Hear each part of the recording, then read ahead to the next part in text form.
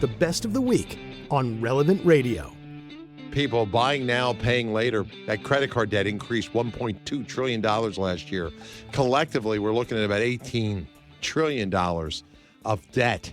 And the bulk of that, 70%, is in the form of mortgage. But it's understandable. It leaves, nearly $5.5 trillion worth of debt to things like jet skis and zero-turn mowers and big screen TVs and whatever else you think you want to buy or that you think you need.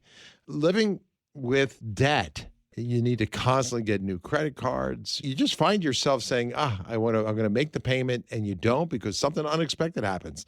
The car breaks down, the air conditioner goes, there's an accident, something happens, and before you know it, your credit cards get inflated, the interest rate is high, and it's tough. It's also just a major worry because as those interest rates climb, and some people are paying 30% or more, if you can't pay off those sums, it just gets bigger. It gets larger. It gets hard.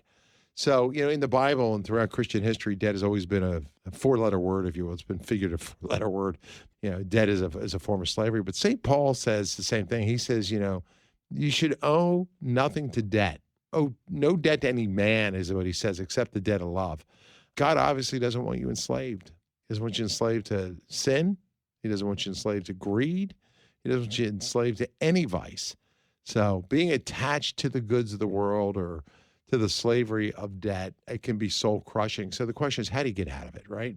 How do you find freedom from it? How do you be the person that you were intended to be? Because it can interfere with your relationship, can interfere with your ability to tithe, to give alms, to serve the church, to help others, to fulfill the mission that God has called you to be. You're not meant to serve money. You're meant to serve God.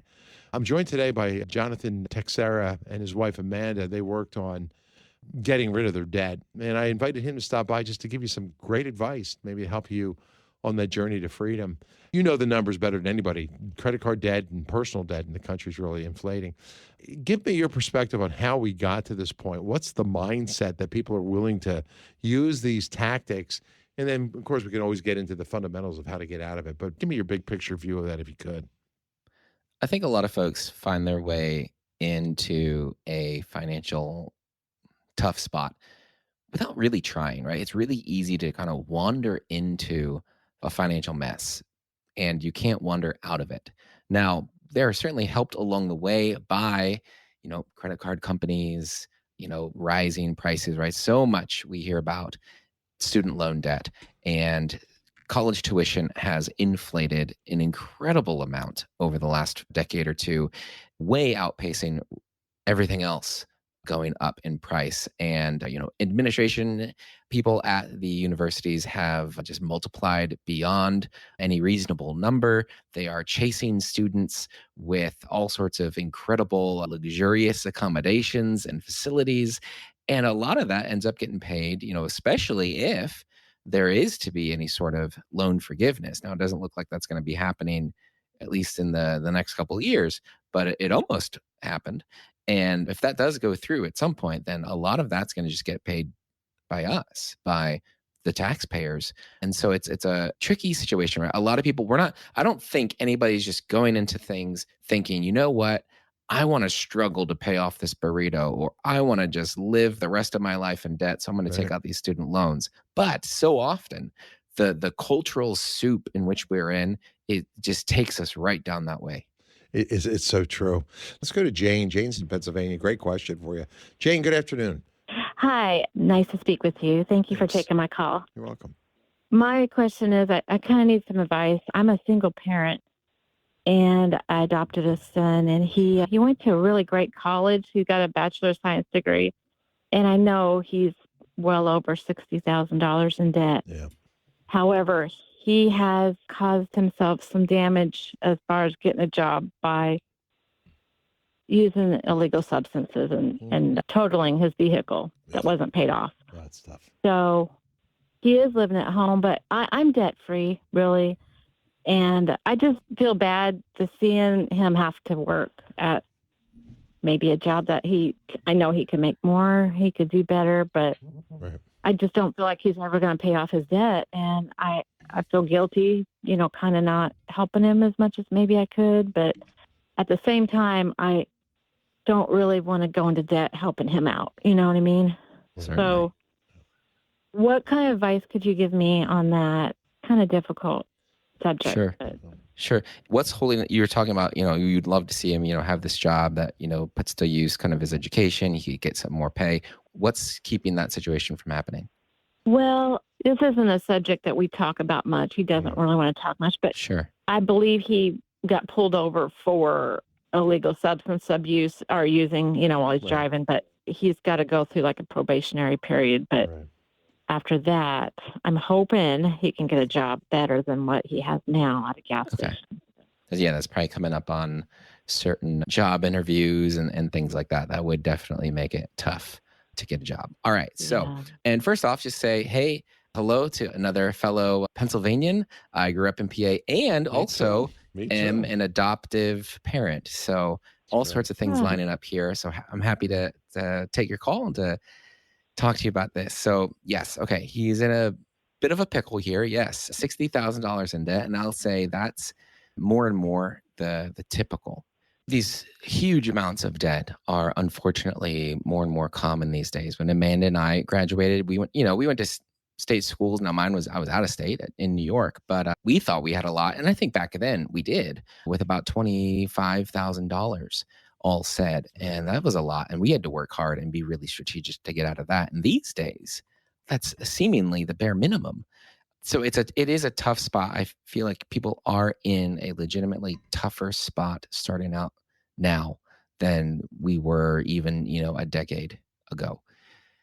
That said, you swooping in and certainly taking on debt yourself, putting yourself in a bad situation in order to help him alleviate his situation is probably not the best way to do things. We certainly want to be charitable. We want to be loving. And we want to set your son up for continued success, right? And hopefully he has, he's feeling these consequences, right? I think a little bit now, it just came to me, this image of the prodigal son, right? When he's out, he's working, he's kind of hired himself out and he's, out giving the pigs their slop, wishing he could even eat that. And then he wants to come home. So hopefully, right, some of that stirring in his heart. Okay, yeah, I want to get some stuff together. I want to get back on the horse. So to do that, okay, great. You've got him. It sounds like I think you mentioned he's living at home. So that's good. Probably bringing down his expenses. So lower expenses, that's always good for paying off debt and getting some things going in his life. Now, maybe, you could do a thing where he pays, a certain amount, a nominal amount of rent. And that could either be just to help things out, having him around the house more, or you could, depending on your situation, sock it away a little bit, probably without, maybe not without telling him. Right. And then, at a certain point, you can give that to him to pay off the debt or just throw it towards his debt, something like that. I know my folks, even growing up, did a thing like that with my brother. He kind of paid them rent for a little bit, but they just kind of kept it on the side. And then just helping him understand more and more about just how to handle the money. He probably got into some of this mess because he just didn't know what to do. Mm-hmm. Jane, can I ask you I hope it's not a personal question. I don't know if the father's in the relationship at all now or not. I mean, what's he think about this? No, he's not in a relationship anymore. He's on his own, and I haven't seen him for a while. So that makes it even harder for you. As I know as a mother, you really want to take care of your son. So there's a huge emotional weight here too. What final thoughts would you give to Jane? What are the practical steps she can really take to protect herself, maybe at the same time support her son? And we'll move on to a few more calls. I think one of the best things that she, or really probably many of the folks listening right now in even a somewhat related situation, would be just to help the person you love who's having some trouble, and maybe even yourself, just help them learn to understand money and just have a plan to make it work and how to use it. So we offer that. It's just our step-by-step. Getting out of debt is actually step number 6. There's 5 other things that I would love for people to do before that. Understanding money, budgeting, having that plan for their money, a little bit of emergency savings, things like that. But having a plan in place, it allows you to know that you're on the right track. You can see your progress and you can really understand money with the mind of the church. That's what's so important. Money can touch every part of our life and our understanding of who we are and our relationships.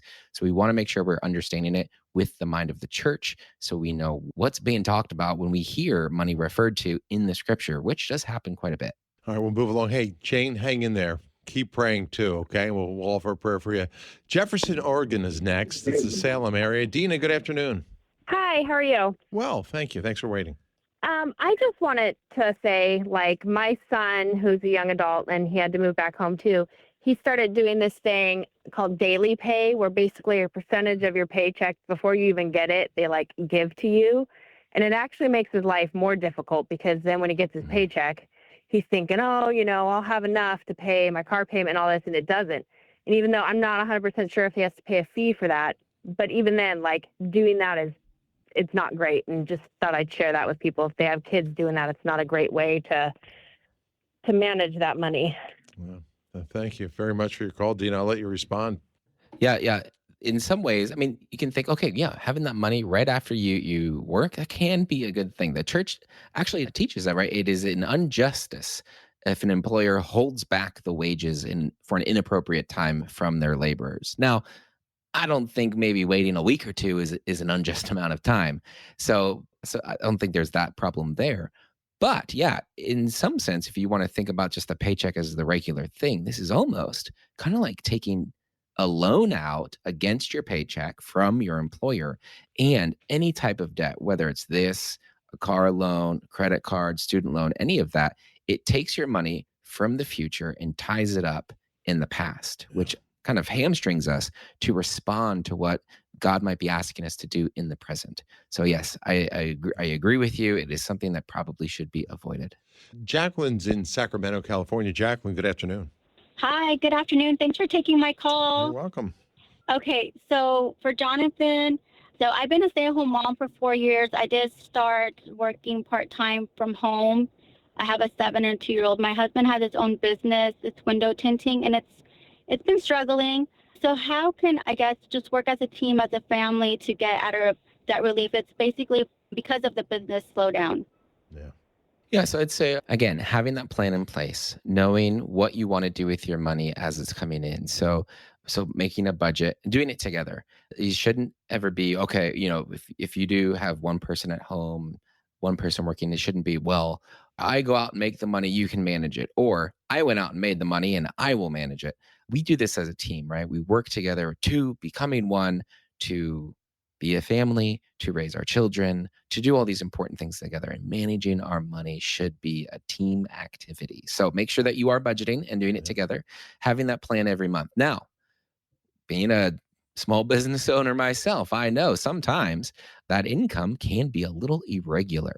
So if that's the case, then just, of course, make sure you are budgeting, making your plan for how you're going to cover your necessities first, rent, clothing, food, shelter, transportation, the actual necessities. I would also include in that necessities, of course, giving, making sure that we are being generous, that we are contributing to the material needs of the church and helping out those less fortunate than ourselves, even if we are in a bit of a tight spot ourselves. Now, get that budget in place, and then that also will allow you to do things that maybe seem more natural to getting out of debt, of reducing some expenses, and also maybe trying to find some ways and coming up with some novel ideas to maybe increase business or increase some of the income that you guys are generating. All right. Hey, Jacqueline, thank you. I'm going to move along just because I have a few minutes left here. David in Illinois, good afternoon. Hi, thank you so much for taking my call. I'm in my mid-30s, so I'm fairly young, but not young enough. I'm perpetually in debt. I have credit card debt that is about $12,000. I have no financial education. I dropped out of college for a silly reason. It almost feels like an addiction. I can't, I have a 5-year-old daughter I have to take care of. I paid off $6,000 a couple years ago. I've added to that now. Certainly. Well, David, thank you for calling in. I feel that pressure, man. I like how you said you're, not too old, but not too young. And when you have that kid, you got a kid coming in the picture, like, wow, you do wake up to a number of things. And good on you for understanding, where you're at, knowing the details, and saying, okay, what could I do? I need some sort of help.